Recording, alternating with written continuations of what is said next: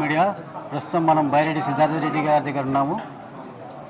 సిద్ధార్థ రెడ్డి గారు సంక్రాంతి శుభాకాంక్షలు. మా అనంతపురం ఇచ్చేసినందుకు కూడా మీకు మా చాలా ధన్యవాదాలు. ఎందుకంటే చాలా ఆనందంగా ఉంది మా అనంతపురంలో మీరు రావడం అనేది. ఇప్పుడు రాబోయే ఈ ఎన్నికల్లో మీ యొక్క స్టెప్స్ ఎలా ఉండబోతున్నాయి? పార్టీ ఆదేశాల ప్రకారం నడుచుకోవడం మా స్టెప్. మాకంటూ ప్రత్యేకమైన కార్యాచరణ అంటూ ఏం లేదు. ముందుగా మీకు అలాగే అనంతపురం జిల్లా వాళ్లకు, మీ ఐ డ్రీమ్స్ వీక్షకులకు కూడా సంక్రాంతి శుభాకాంక్షలు. అంటే మీరు ఈ వైసీపీ పార్టీలో ఒక యూత్ ఐకాన్గా వెలిగిపోయారు.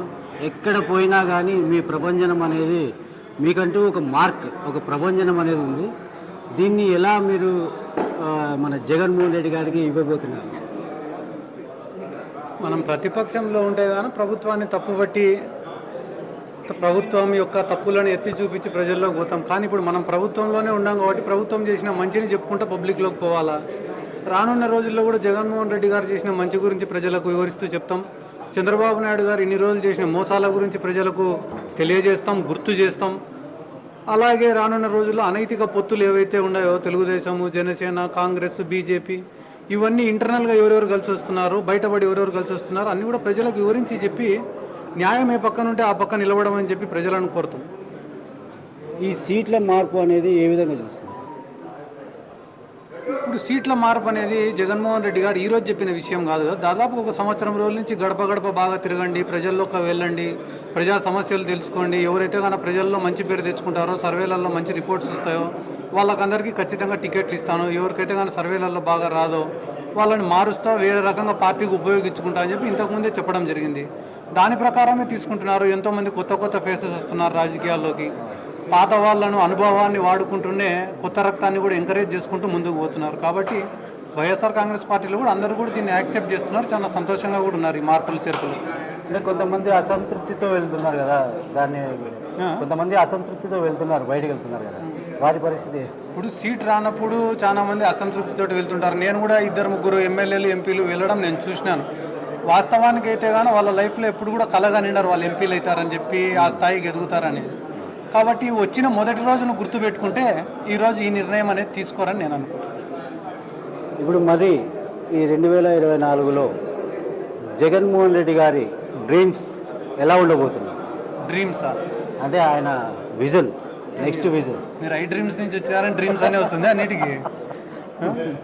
విజన్ ఏముంది, ఆయన పబ్లిక్ మంచి చేయాలని ఒకటే విజన్తో ఉన్నాడు. పబ్లిక్ అకౌంట్లో ఇంత డబ్బులు వేయడం కానీ, ఇన్ని సంక్షేమ కార్యక్రమాలు, ఇన్ని అభివృద్ధి కార్యక్రమాలు విద్యా వ్యవస్థలో కానీ, వైద్య వ్యవస్థలో కానీ, అడ్మినిస్ట్రేషన్ని ప్రజల చెంతకు తీసుకొని పోవడం కానీ, ఈ వాలంటీర్ వ్యవస్థ కానీ, సచివాలయ వ్యవస్థ కానీ, ఈ ఆరోగ్య సురక్ష ఇటువంటి ఎన్నో ప్రోగ్రామ్స్, కొన్ని వందల ప్రోగ్రాంలు చేసినాడు. కాబట్టి జగన్మోహన్ రెడ్డి గారికి ఈరోజు అంత రెప్యుటేషన్, అంత గుర్తింపు.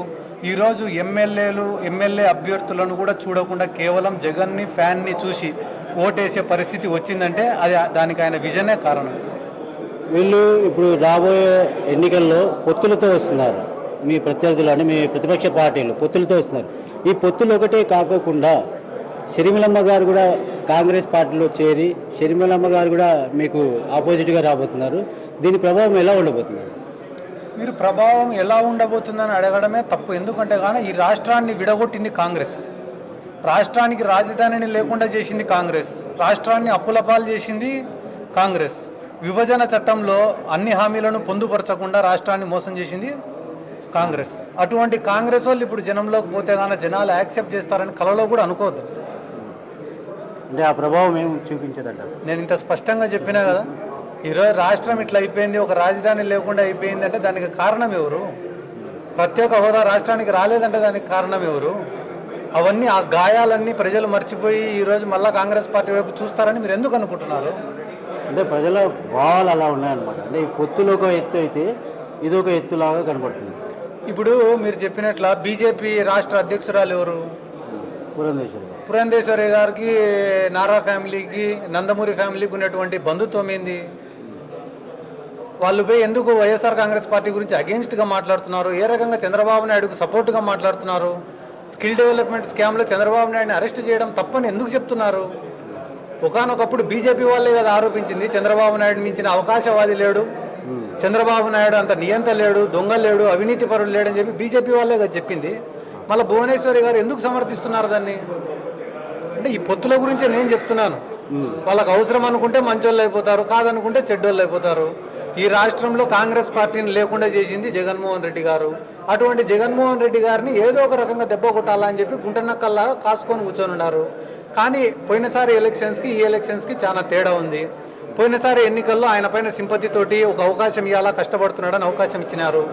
ఈసారి మాత్రం ఆయన చేసిన మంచి పనులను, సంక్షేమాలను, డెవలప్మెంట్ను చూసి అడ్మినిస్ట్రేషన్లో తెచ్చినటువంటి మార్పులు, ప్రజల చెంతకు ప్రభుత్వాన్ని తీసుకొచ్చిన నాయకునిగా గుర్తించి